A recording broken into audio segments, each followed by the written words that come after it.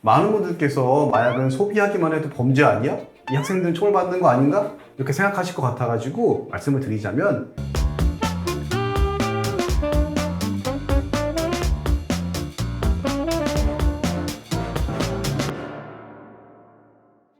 중학생도 집에서 필로폰을 구하는 세상입니다. 정말 세상이 미쳐 돌아가는 것 같습니다.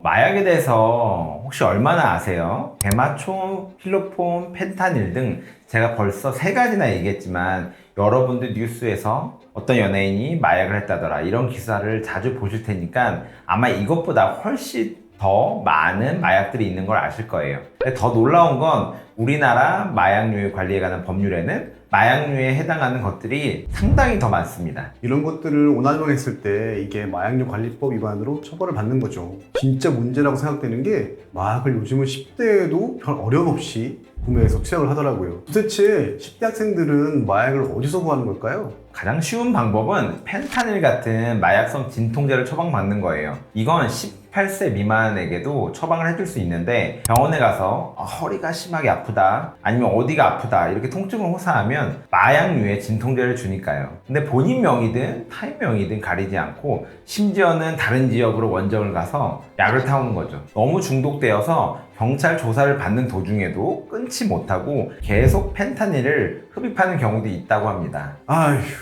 어린 친구들의 심각한 오남용을 걱정해도 모자란 와중에 신종 마약을 유통하는 나쁜 어른들도 있잖아요. 마약을 운반하는 운반책에도 10대 청소년들이 동원된다고 하더라고요. 이게 정말 위험한 범죄잖아요. 보이스피싱 현금 운반책을 고수익 알바로 포장을 해서 사람을 현혹하는 것처럼 마약 운반 역시 그렇게 사람을 끌어들이는 거죠. 어린 친구들은 그런 심각성을 모르기 때문에 내가 마약을 손을 안 대더라도 운반하는 것 자체가 구속될 수 있을 정도의 범죄라는 걸 알았다면 과연 시작을 했을까요? 한동안은 우리나라가 마약 청정국이라는 지위도 갖고 있었는데 그게 무너진 것 같아서 우리나라에서 법을 다루는 사람으로서 조금은 속상한 부분입니다.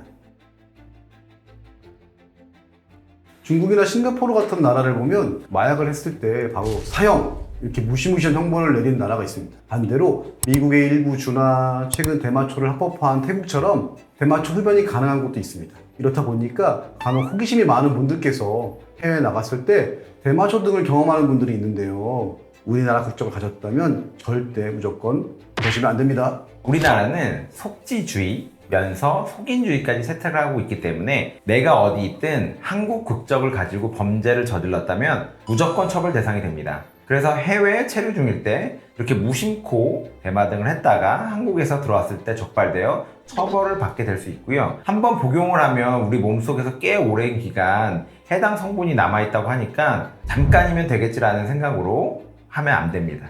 마약은 구속수사가 원칙입니다. 적발되었다면 구치소에 수감될 확률이 상당히 높은데요. 또한 형량도 5년 이하의 징역 또는 5천만 원 이하의 벌금형이기 때문에 정말 무거운 범죄라는 걸 꼭 명심하시고 조심하십시오.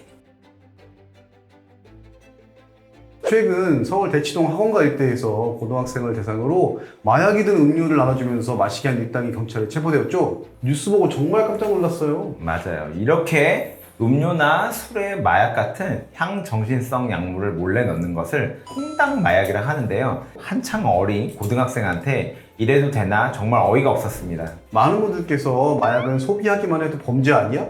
이 학생들은 처벌받는 거 아닌가? 이렇게 생각하실 것 같아가지고 말씀을 드리자면 원래 마약은 복용만 해도 처벌을 받습니다. 다만 타의적으로 내가 마약을 먹는다는 걸 전혀 인식하지 못한 상황에서 복용한 경우에는 처벌을 받지 않습니다. 다만 수사기관에 내가 자의적으로 마약을 복용한 게 아님을 입증해야 하고요. 대부분의 경우 충분히 인정받을 수 있기 때문에 너무 걱정하지 않으셨으면 좋겠습니다.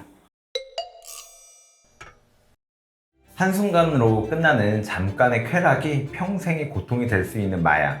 이 영상을 보는 분들은 절대 꿈꾸지 않으셨으면 좋겠습니다. 만약 마약 범죄에 연루되었거나 법적 어려움을 겪고 있어 도움이 필요하다면 저희 로민제에게 연락해주세요.